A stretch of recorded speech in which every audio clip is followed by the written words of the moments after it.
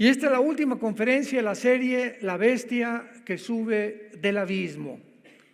Les recomiendo que puedan ustedes en nuestro canal de YouTube buscarlas. Es una serie donde hablamos pero muy claramente acerca de que la bestia y el anticristo son dos entidades completamente diferentes. Y toda esta serie estuvo basada en Apocalipsis, capítulo 11, versículo 7. Cuando hayan acabado su testimonio, la bestia que sube del abismo. Aquí estuvo basada todas estas 7, 8 conferencias que hoy concluimos. La bestia que sube del abismo hará guerra contra ellos y los vencerá y los matará. Y esto se debe a que mientras más nos acercamos al final de los tiempos, más confusión va a haber en el mundo. Vuelvo a repetir, la gente ha perdido totalmente la brújula. La gente se encuentra en un estado donde ya no distingue quiénes son los buenos y quiénes son los malos. Ahora viene el diablo con todo su poder para culpar a los buenos como malos y a los malos como buenos. Porque esa es la estrategia, confundirnos, que perdamos la brújula y que cuando alguien nos pregunte, oye, ¿tú qué opinas de esto? ¿Qué opinas de aquello?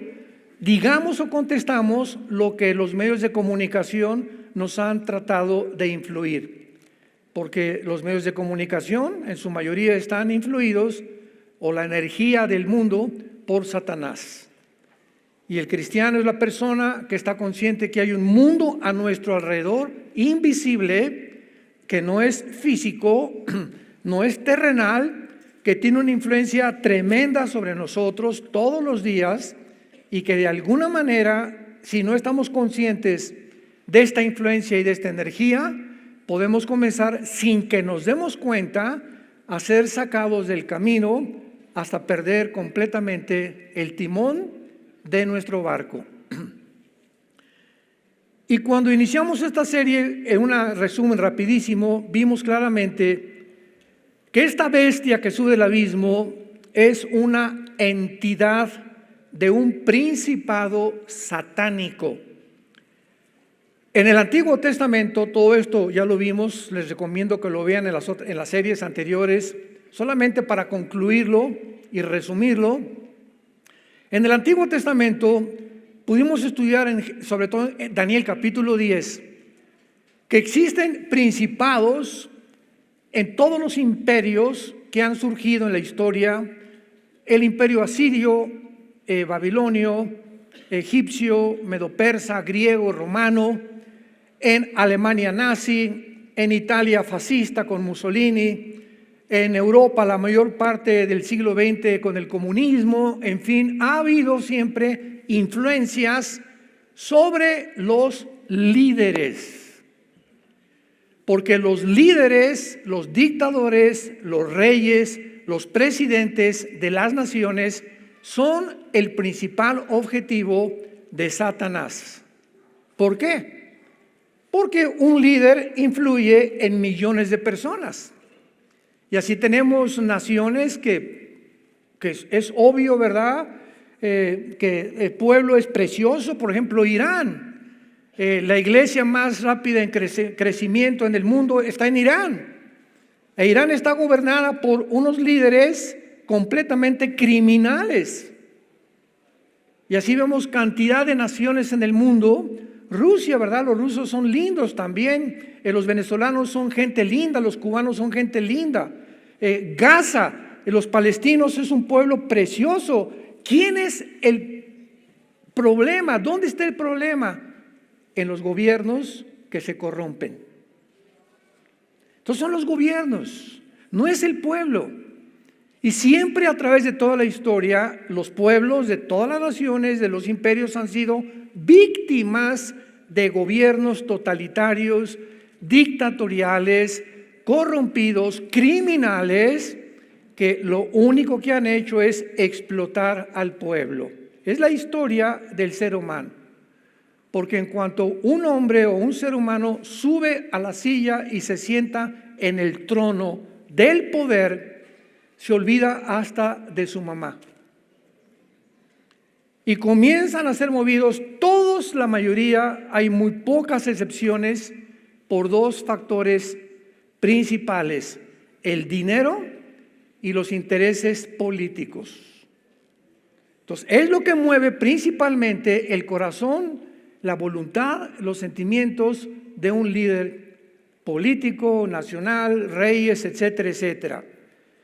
Y cuando vemos nosotros que hay un principado sobre México, sobre Guatemala, sobre Italia, sobre España, nos damos cuenta por qué la Biblia nos dice, 1 Timoteo 2, del 1 al 4, que oremos por nuestros gobiernos, que oremos por Israel, que oremos por los árabes, que oremos por los líderes en el mundo que se encuentran ahorita.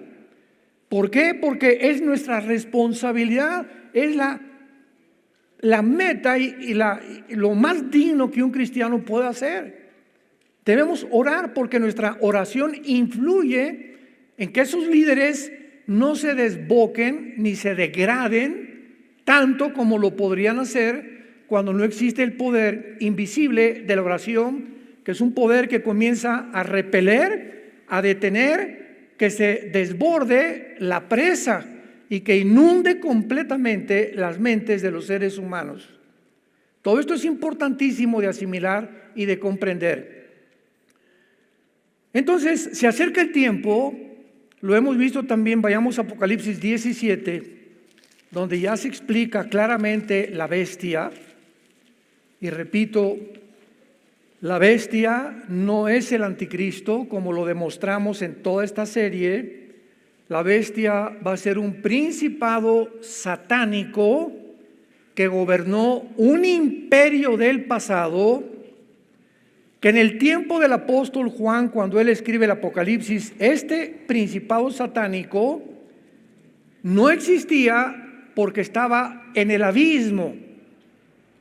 Y que sin embargo, este principado que se encuentra todavía en el abismo, cuando surge el anticristo, este principado satánico va a ser sacado del abismo y va a entrar a la persona del anticristo.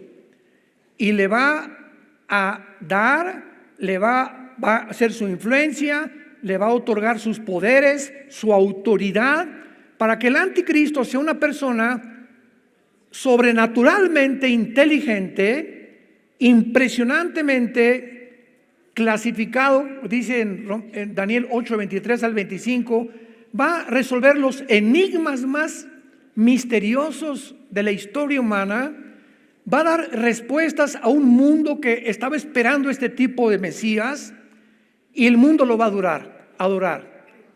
Pero no es él, sino la influencia espiritual que mora dentro del anticristo. Y esto lo explica Apocalipsis 17, versículos 7 y al 8, cuando Juan se queda estupefacto sin entender quién era la gran ramera y de qué forma la bestia iba a estar sometida a la gran ramera, que es el sistema religioso que viene en el mundo entero muy pronto, que va a usar el anticristo para después él quemar a este sistema religioso, hacerlo a un lado y comenzar a gobernar él políticamente y adjudicarse él el nombre de Dios. Se va a llegar el momento en que no va a haber nadie, ya no hay ningún Dios más que yo.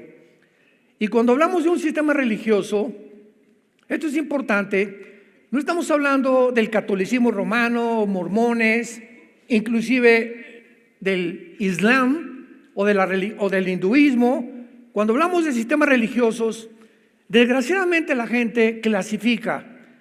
Bueno, si es religión, es Dios. Espérame tantito, ¿cuánta ignorancia hay? El budismo es una religión atea. Es un ejemplo.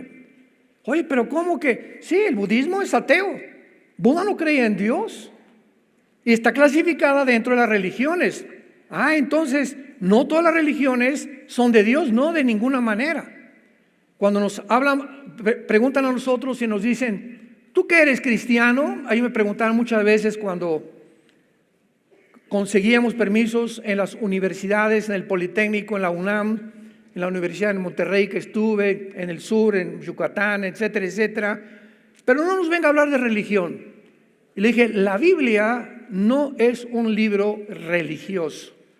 Y desgraciadamente, los que están en contra de los principios éticos y los valores cristianos, la clasifican como un movimiento religioso para decir, es que la educación tiene que ser laica en los gobiernos, no metan la religión. Y le dije, ¿de dónde sacaron esto? La Biblia es el documento histórico, geográfico, político, numérico, físico, genético, bioquímico, de antropología, paleontología, de genética, con la información y la investigación más profunda que pueda haber en ningún otro volumen de literatura. Así que la Biblia nos habla de todas las disciplinas académicas que hay en el mundo, antes de la genética, antes de la historia, antes de la geografía. Nos ponen un panorama completamente insuperable por ningún otro volumen de literatura. Entonces, ¿de dónde inventan que es un libro religioso? Porque habla de Dios. Pues el budismo también le contesta a esta persona. Y el budismo es ateo y se quedan así. El comunismo, la ideología del comunismo es una religión. ¿Pero cómo? Sí, la raíz del comunismo tiene que ser humanistas, tiene que ser darwinianas o evolucionistas y tiene que ser completamente ateas. Una persona no puede decir, actualmente ha cambiado. Yo cuando fui comunista en mi juventud, me enseñaron claramente la dialéctica materialista, marxista y hegeliana, donde yo tenía que decir que era ateo, humanista, o sea, no humanitario, humanista, que el hombre es la cabeza de la sociedad y el hombre es el que tiene todas las respuestas para el ser humano, y en tercer lugar tenía que ser completamente de una persona que no creyera que después de esta vida hay otra vida. Se acabó en la tumba y ya no hay otra vida. Esas son las raíces verdaderas de la ideología marxista hegeliana. Pero con el tiempo, ya en el siglo XXI principalmente, se cambió y ahora había comunistas que se decían cristianos, como el famoso Hugo Chávez, ¿no? Que muere con un crucifijo por el amor de Dios, persinándose con el crucifijo porque le dio el cáncer. Ya recorrió, ahora sí se convirtió en una persona que admitía que existía un Dios. Entonces fue una fantochada su comunismo y su ideología. No era una persona completamente íntegra en sus convicciones de decir, yo muero hasta que muera convencido porque esto es así. Y sin embargo ya es una ensalada ahorita de todas las disciplinas académicas que puedan existir.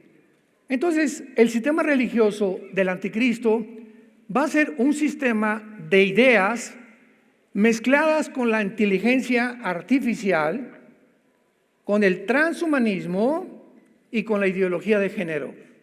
Va a ser un sistema de pensamiento que ya comenzó a envolver a los seres humanos para llevarnos a pensar de esa manera y comenzar a creer que realmente tenemos que llegar a creer que un hombre no es un hombre y que una mujer no es una mujer. Ahí ha comenzado todo.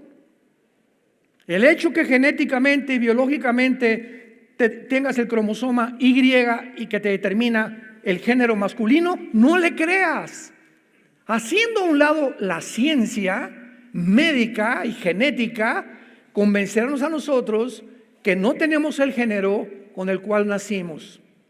Y son millones, no se imaginan, millones de personas en el mundo que lo han llegado a creer y exaltar, etcétera, etcétera, en los desfiles que hacen, que son una abominación totalmente a los valores judeocristianos de hace 6,000 años.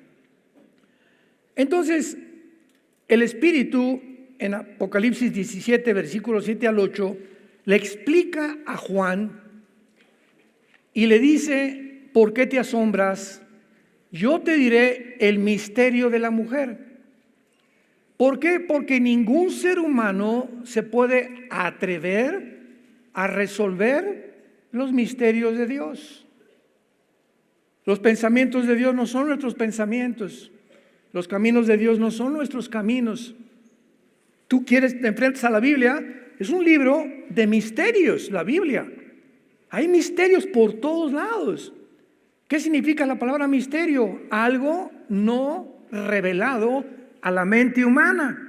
Porque la mente humana es limitada, la mente humana es finita, no puede abarcar la mente humana más allá de a donde Dios nos puso ese límite. Y si tú quieres abarcar más allá y decir, es que yo quiero comprender a Dios, y por qué se mueren los niños, y por qué este genocidio, y por qué aquello, no puedes con tu mente tener la respuesta, porque sobrepasa nuestra capacidad de comprensión. Un niño de 6, 7 años no puede entender la fórmula física E igual a mc al cuadrado de Alberto Einstein. La energía es igual a la materia por la velocidad de la luz al cuadrado. ¿Por qué, niño? Porque aunque yo te lo explique, no está desarrollado tu cerebro, ni tu entendimiento.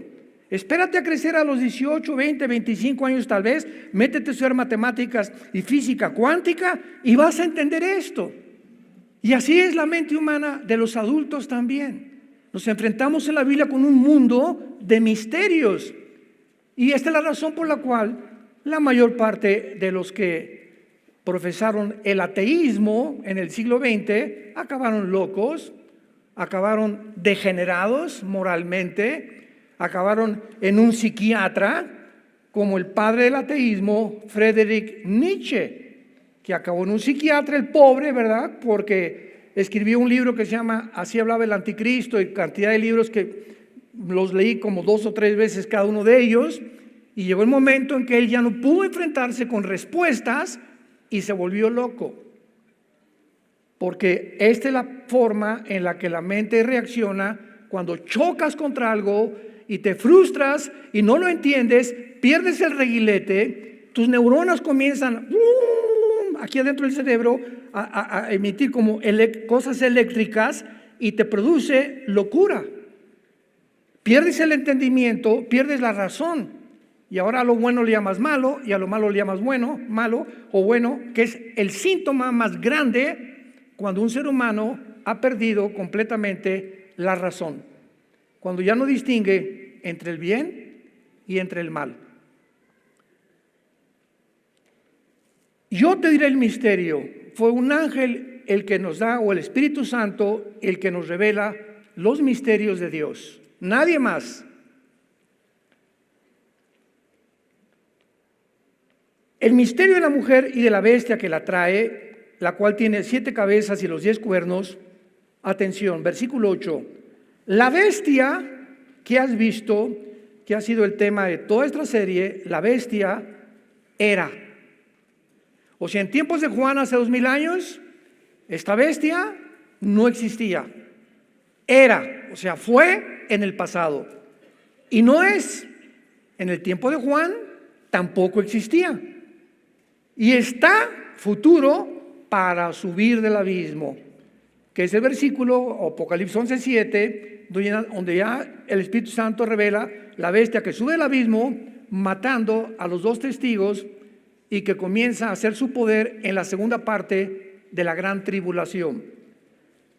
E ir a la perdición y los moradores de la tierra, aquellos cuyos nombres no están escritos desde la fundación del mundo en el libro de la vida, se asombrarán viendo la bestia que era y no es y será.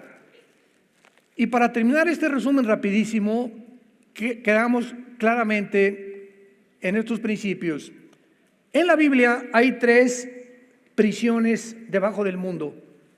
Está el Tartarus, que en 2 de Pedro se tradujo infierno, y la palabra ahí es la palabra griega Tartarus, que es donde están los ángeles caídos. La otra prisión que está en el centro de la tierra es el abismo. Y en el abismo están los demonios y están ángeles caídos. Dice Apocalipsis 9 que el jefe del abismo es un ángel llamado Apolión o Abadón, que significa el destructor. Pero los seres humanos cuando mueren no descienden ni al Tartarus ni al abismo. Un ser humano cuando muere en pecado o sin Cristo desciende a un lugar que se llama el infierno. Entonces, en el infierno no hay demonios, son espíritus humanos nada más. En el abismo no hay seres humanos, son puros demonios y ángeles caídos. Y en el Tartarus están los ángeles que pecaron en el tiempo de Noé, que fueron encerrados en prisiones de oscuridad para ser juzgados más adelante después del milenio. Entonces, cuando dice la Biblia en Apocalipsis 11:7, la bestia que sube del abismo, inmediatamente asumimos que no puede ser el anticristo, porque el anticristo es un ser humano como tú y como yo. ¿Cómo lo sabemos? ¿Qué acaso no será una computadora el anticristo? ¿Han dicho? ¿O no será un sistema o hasta un imperio? De ninguna manera. ¿Cómo lo sabemos? Porque en Apocalipsis 20 dice que va a ser lanzado al lago de fuego. O sea, una computadora no la lanzas al lago de fuego, ni un imperio. Es una persona como tú y como yo. Tampoco es un robot, ni tampoco va a ser una persona creada por inteligencia artificial que no tenga la responsabilidad de sus emociones y de sus sentimientos y de sus decisiones. Entonces el anticristo tiene que ser un ser humano como tú y como yo, así como Cristo tenía que nacer como un ser humano como tú y como yo para morir en una cruz y pagar por nuestros pecados. Entonces el anticristo tal vez ya está en el mundo y a lo mejor es como una persona común y corriente actualmente. Dice la Biblia que va a salir de un país muy pequeño, el cuerno pequeño se le llama en Daniel 7, pero tal vez a los 30 años, igual que Cristo, viene el principado satánico que entra en él y el anticristo comienza a manifestar sus poderes sobrenaturales que van a sorprender principalmente a los líderes de Israel, a los líderes ortodoxos, a los religiosos de Israel. Y ellos van a estar convencidos, los líderes de Israel, que este hombre tiene el poder de cuidarlos, de protegerlos durante 7 años. Y para que los líderes de Israel lleguen a un punto donde le entreguen a un hombre la confianza de: vamos a firmar el pacto con mucho gusto, Daniel 9:27. Vamos a firmar el pacto contigo porque nos vas a proteger. Tiene que ser un hombre que anteriormente tenga que haber demostrado su poder en el Medio Oriente. De esto hablaré en la otra serie que vamos a iniciar ahora más tarde, el caos en Medio Oriente. Pero todo esto nos lleva, ¿verdad?, de una forma secuencial a un punto donde van a convergir todas las profecías bíblicas de los últimos tiempos. Muy bien. Ahora veamos lo siguiente. Hace algunos años, estoy hablando hace como tal vez 20, 25 años, en el siglo, todavía a finales del siglo XX, tuve varias, no debates realmente, ¿verdad?, sino pláticas con otros hermanos cristianos, escatólogos también, o sea, que aman la profecía, principalmente de Estados Unidos. Y la mayor parte de nosotros, y me incluyo yo también, creíamos hace como 25 años que el anticristo iba a ser judío, porque se comenzó ya, esto de la profecía ha recobrado el interés desde los 90, cuando Saddam Hussein entró a Kuwait y quería apoderarse del petróleo del Medio Oriente. Se formó una coalición de 29 personas con el papá Bush, que sacaron a Hussein de Kuwait. Más tarde ya lo encontraron en un hoyo de 2-3 metros de profundidad en Irak y lo juzgaron y lo ahorcaron. Pero ahí comenzó a despertar porque Saddam Hussein quería reconstruir Babilonia y gastó millones de dólares de 1980 a 1990, en esa década, Saddam Hussein, en reconstruir Babilonia. Y mandó a acuñar una moneda donde por un lado estaba el rey Nabucodonosor y en el otro lado él. Porque él decía que él era el descendiente del rey Nabucodonosor. Entonces Irak, que era una nación, yo recuerdo en el 85 tuvimos una conferencia con el doctor Billy Graham en Holanda, en Ámsterdam, que se llamó la primera conferencia de evangelistas itinerantes. Y nosotros fuimos invitados por la asociación Billy Graham a Ámsterdam y comenzaron a preguntar a muchos hermanos, ¿tú sabes qué es Irak? ¿Saben lo que contestaban? Me suena una medicina. Y eran muchachos de universidad, o sea, ¿cómo es posible, verdad? Porque era una nación completamente, es como ahorita, oye, ¿sabes dónde está Gaza? Gaza, ahorita lo que están en los periódicos, ¿verdad? Pero anteriormente muy poca gente se mete a un mapa mundi, a un mapa geográfico y ver dónde está Bulgaria, Polonia, qué mar está entre Ucrania y Turquía, dónde está, si está Siria al norte o al sur de Israel, dónde está Libia, etcétera, etcétera. Muy poca gente, y para vergüenza de muchos lo digo, muy pocos cristianos. Y por eso todas las Biblias, al final casi todas las Biblias traen mapas, porque no podemos estudiar la Biblia sin recurrir a los mapas y ver pues, que Capernaum dónde está, y dónde está el mar de Galilea, y las colinas del Golán que conquistaron en 1967 los judíos. Entonces tenemos que relacionar la geografía, la historia con la Biblia y con la arqueología también. Y nos convertimos en verdaderos estudiantes de la palabra de Dios. Así como un estudiante tiene que tener una concordancia y tiene que tener un diccionario bíblico, porque son las herramientas necesarias para estudiar la Biblia. Una concordancia y un diccionario bíblico y mapas, por lo menos, para ubicarte dónde está Toluca. Porque estoy segurísimo que muchos le damos un mapa ahorita, no saben si está al norte de la Ciudad de México o al sur de la Ciudad de México, al este o al occidente. Bueno, para que veamos cómo estamos de confundidos, ¿no? Entonces se comenzó a decir, el anticristo tiene que ser judío, y veamos cómo es la mente, ¿no? Es que en Génesis 49, cuando Jacob estaba bendiciendo a las 12 tribus de Israel, a cada una menciona a Dan. Génesis 49 le encuentras, y se profetiza sobre la tribu de Dan, que sería como serpiente que brincara en el camino y que sería como juez al pueblo de Israel. Y entonces, cuando descubrimos en Apocalipsis 7 que Dios va a sellar a 12,000 judíos de cada tribu, o sea, 144,000 judíos, 12,000 de cada tribu, no aparece la tribu de Dan. Entonces asumimos, concluimos, bueno, por acá dice en Génesis que va a ser como una serpiente y no aparece en Génesis, en Apocalipsis 7, segurísimo porque de ahí viene el anticristo. Entonces llegamos a concluir, no de una forma dogmática, pero sí consideramos, pues tiene que ser de la tribu de Dan el anticristo. Pero pasó el tiempo.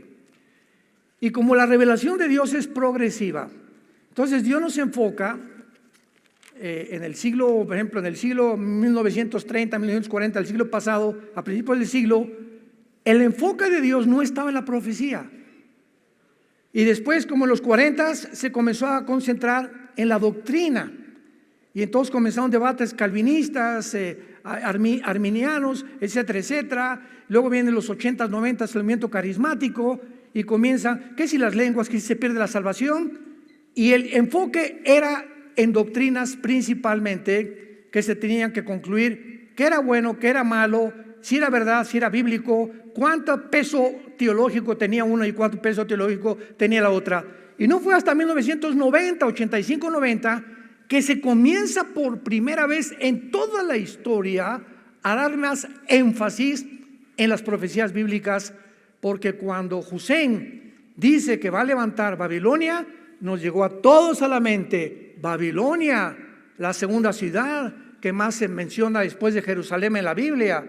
Babilonia, que comienza la civilización en Babilonia, Génesis 10, y termina con Babilonia. Babilonia, Irak, que es la nación de Irak, Babilonia, tiene que ver algo. Y ahora que San José lo quiere reconstruir, ¿no será que se está cumpliendo Apocalipsis 18? Donde Babilonia se convierte en el centro comercial del mundo entero en los tiempos del anticristo. Y entonces como que comenzamos a cambiar el enfoque y a concentrarnos más ahora en las profecías y darle más importancia a las profecías y a rascar más, investigar más diligentemente en las profecías, que la tercera parte de la Biblia son profecías. La tercera parte de este libro es de carácter profético. Imaginémonos nada más.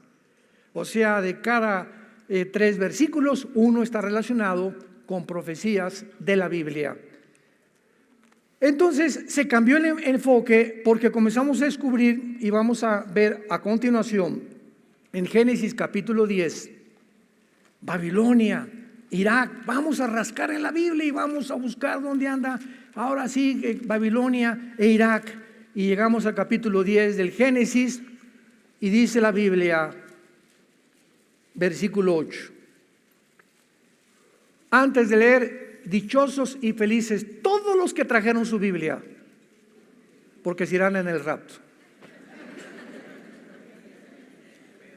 Qué tristeza venir el domingo sin Biblia a la iglesia. Qué tristeza. Génesis 18. Y Cus engendró a Nimrod.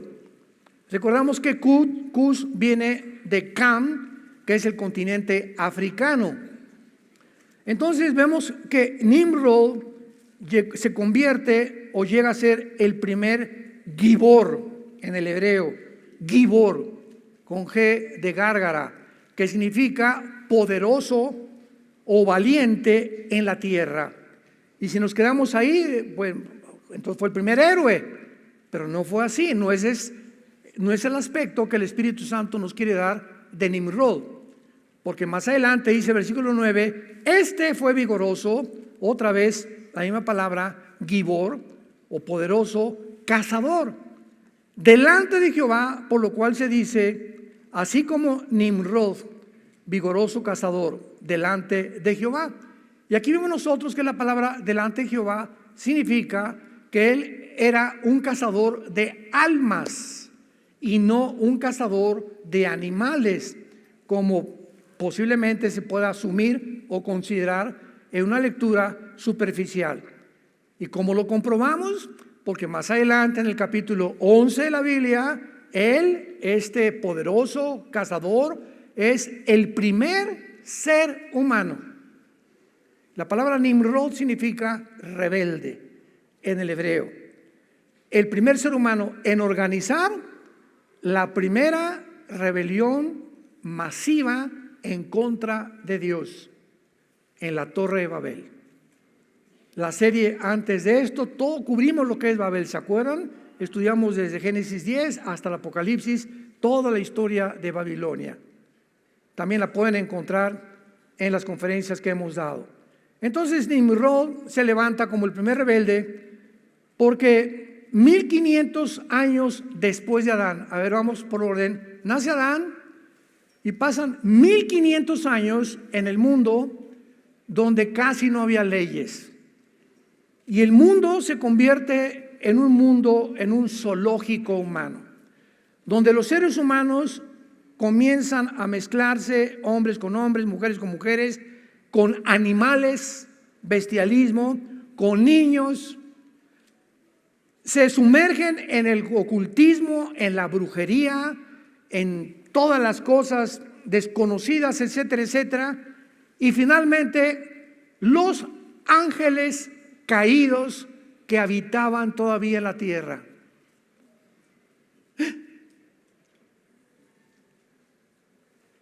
Desde Adán hasta el diluvio, cuando Adán estaba en el huerto del Edén, ¿quién estaba?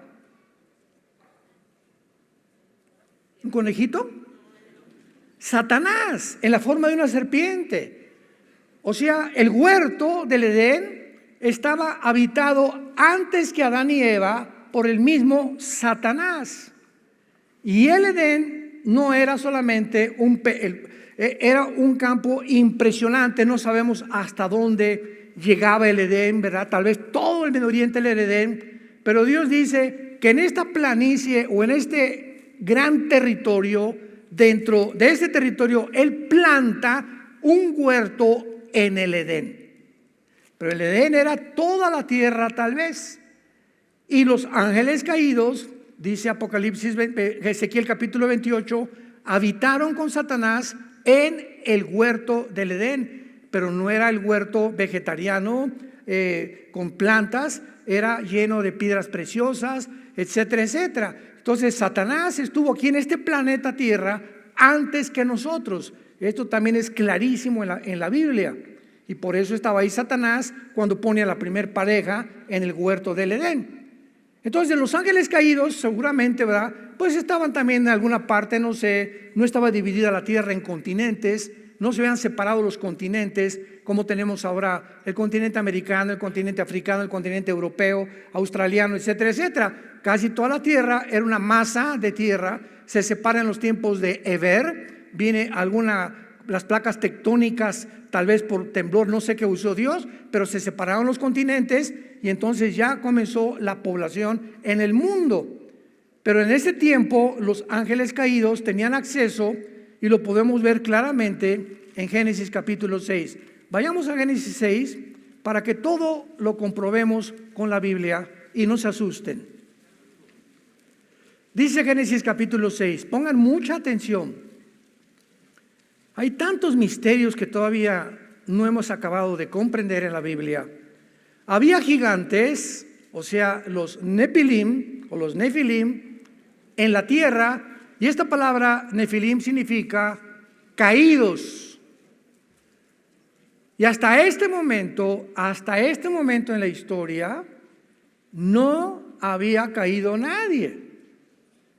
Adán y Eva pecaron, ¿verdad? Pero los caídos se les nombró a los ángeles que cayeron del cielo, y dice Ezequiel 28 que fueron arrojados a la tierra. Cayeron del cielo a la tierra. Jesús dijo a los apóstoles: vi caer a Satanás como un rayo al mundo. Estaba relacionándolo con la caída. Cuando regresaron de sacar demonios los discípulos estaban muy contentos y estaban muy orgullosos, y les dijo: ¿saben una cosa? No se dejen, yo vi caer a Satanás del cielo a la tierra. Entonces, cuando dice la Biblia había gigantes, dice había caídos, porque la palabra Nefilim significa caídos, si lo quieres apuntar en tu Biblia.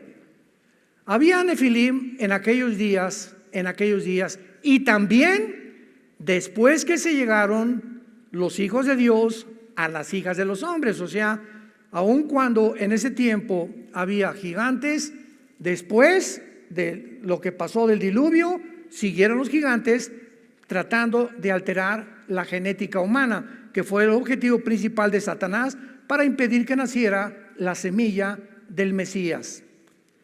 Pongan atención. Y les engendraron hijos.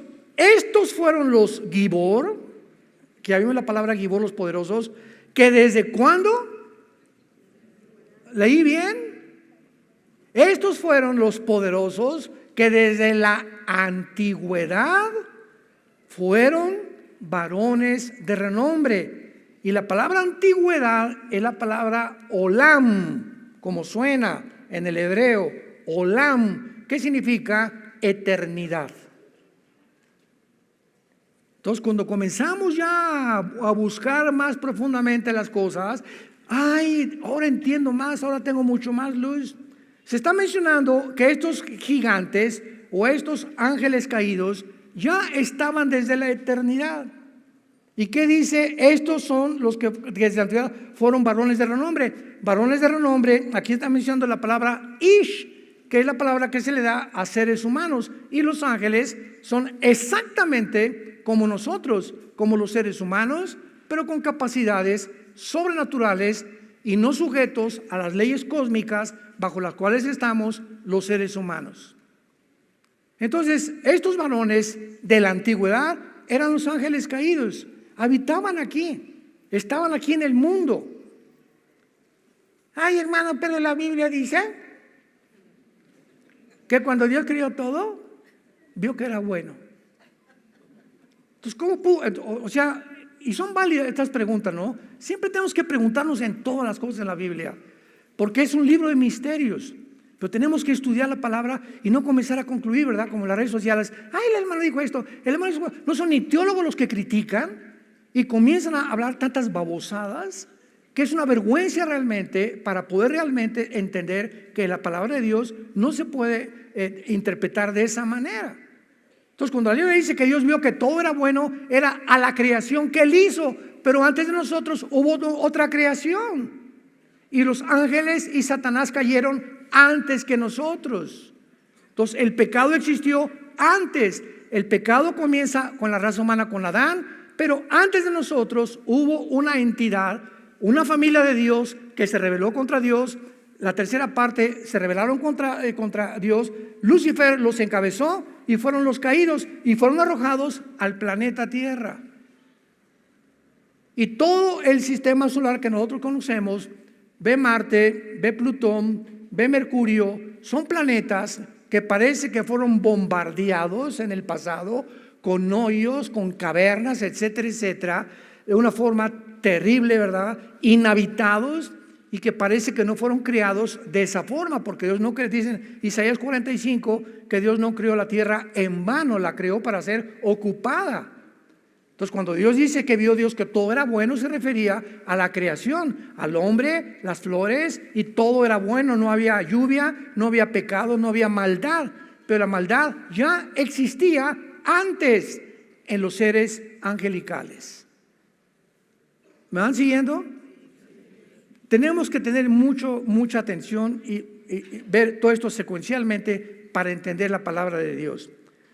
Entonces, cuando dice la Biblia que Nimrod comenzó a levantar y a rebelar y a promover la rebelión contra Dios, vemos que habitó en Babilonia, y estábamos en Génesis capítulo 10, los versículos que nos faltaron, versículo 10, y fue el comienzo de su reino, Babel. El primer rebelde, el primer ser humano, el primer líder de maldad en la tierra, ya no Satanás ni los ángeles, fue un hombre llamado Nimrod.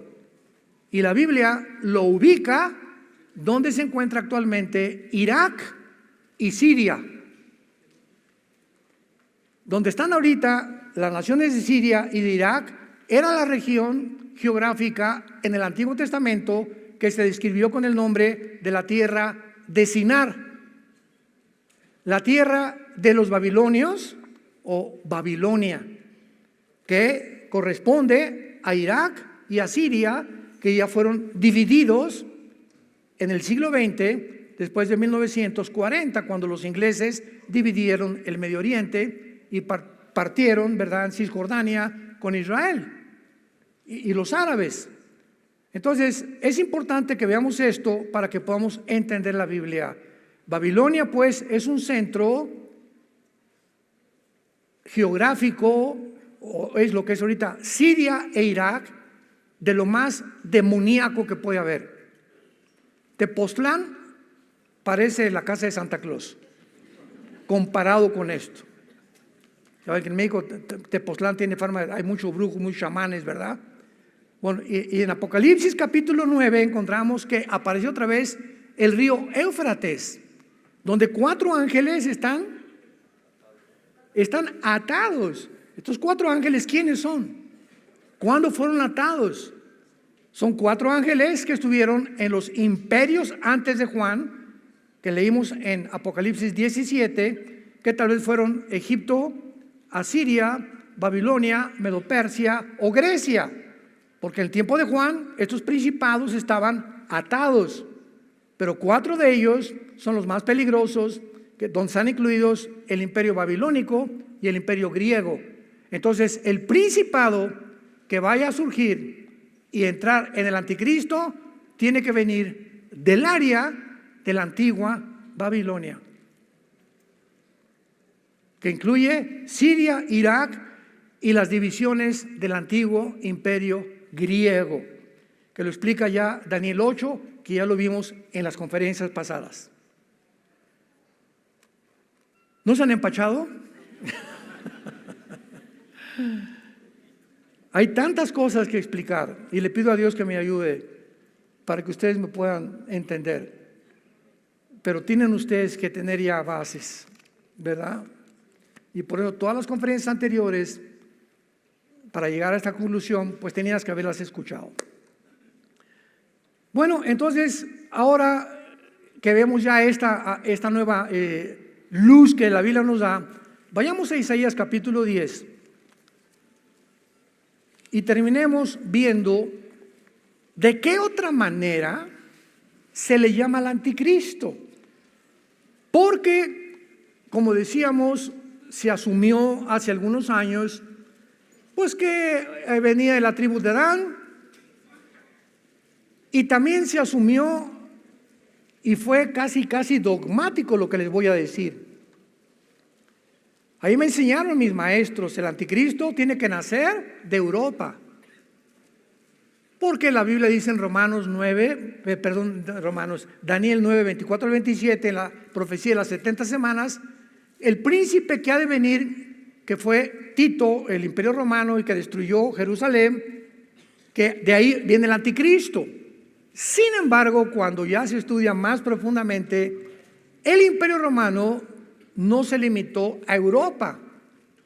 El imperio romano abarcó el norte de África y el Medio Oriente. Pero se concluyó que no, tiene que ser de Europa, pero no necesariamente, ya lo vemos, y cuando comenzamos a rascarle más en la Biblia, Dios nos da más luz y nos muestra claramente que el anticristo no surge de Europa, el anticristo surge del Medio Oriente. ¿Será algo significativo lo que está pasando todo en el Medio Oriente? Antier se juntaron más de 70, 80 líderes árabes en Arabia Saudita, ayer o antier. Más de 80 líderes árabes. Y el presidente de Irán fue el que dijo, la única solución es exterminar a Israel. Emiratos Árabes dijo no. Bahrein dijo no. Marruecos dijo no. Más de 4 o 5 líderes árabes dijeron, no estamos de acuerdo contigo. Pero él estaba promoviendo, y la segunda moción del presidente de Irán dijo, vamos a cancelar el petróleo a Israel para que ya deje de que se salga de Gaza. Y nadie lo apoyó. ¿No es curioso y no es interesante que ninguna nación árabe haya mandado ayuda a Gaza? Lo voy a comenzar a explicar en la conferencia que sigue. Pero hay tantas cosas que nos han mentido, que están escondidas, para darle otro enfoque y caer toda la culpa sobre la nación de Israel. Y tampoco es sorpresa, porque la Biblia dice, Zacarías 12, versículos 2 y 3, que la tercera guerra mundial, la mecha que la va a prender, será la ciudad de Jerusalén. O sea, este antisemitismo que hay en el mundo no es sorpresa. Es otra evidencia que nos vamos con una velocidad impresionante a que venga Jesús por nosotros. Adiós.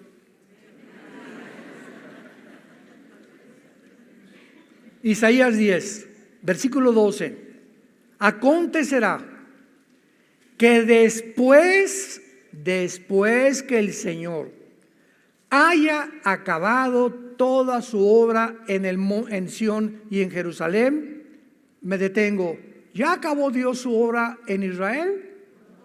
Todo el mundo lo sabe. Después que Dios acabe toda su obra con Jerusalén, que será al final de la tribulación, castigará el fruto de la soberbia del corazón del rey. ¿De dónde? De Asiria, y la altivez de sus ojos, con lo que se describe a la persona del anticristo. Vemos pues de una forma clarísima que el anticristo se le llama el asirio y el rey de Babilonia.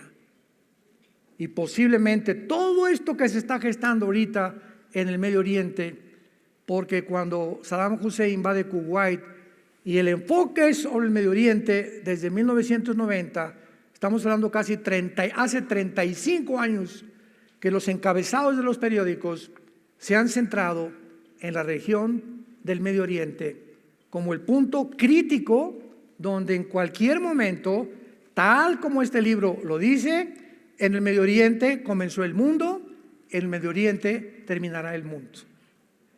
No en México, no en Estados Unidos, no por una bomba en Washington, ni en Rusia, ni en China. El final de la humanidad y la última guerra mundial será en el Medio Oriente, con más detalles en Israel, en el Valle del Megiddo. ¿Qué es lo que moverá a todas las naciones con un odio para destruir Israel? Ya lo estamos comenzando a ver.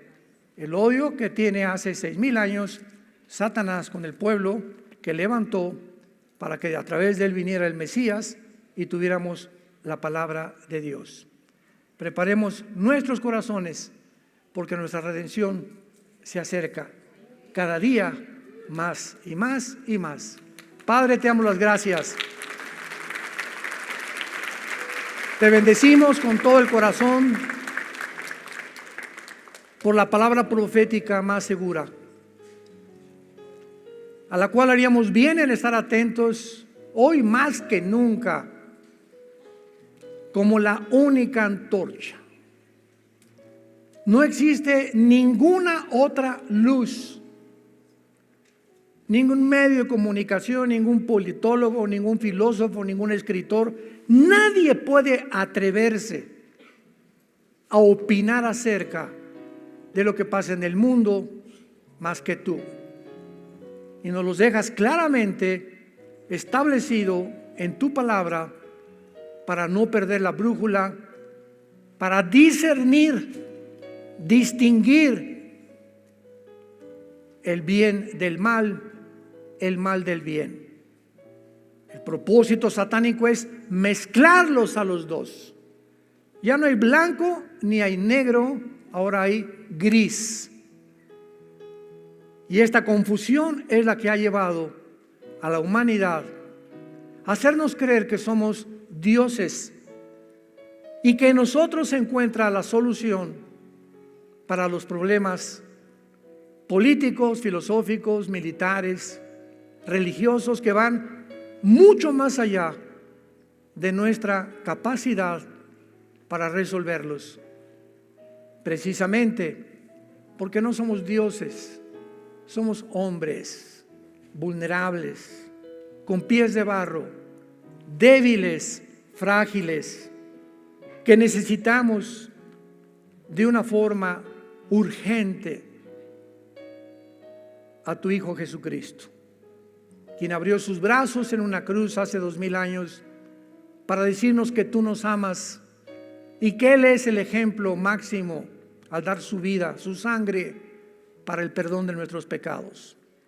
Gracias, Jesús, por tan grande sacrificio, porque fuiste crucificado, enterrado y resucitado a los 3 días para entrar a vivir a nuestro corazón.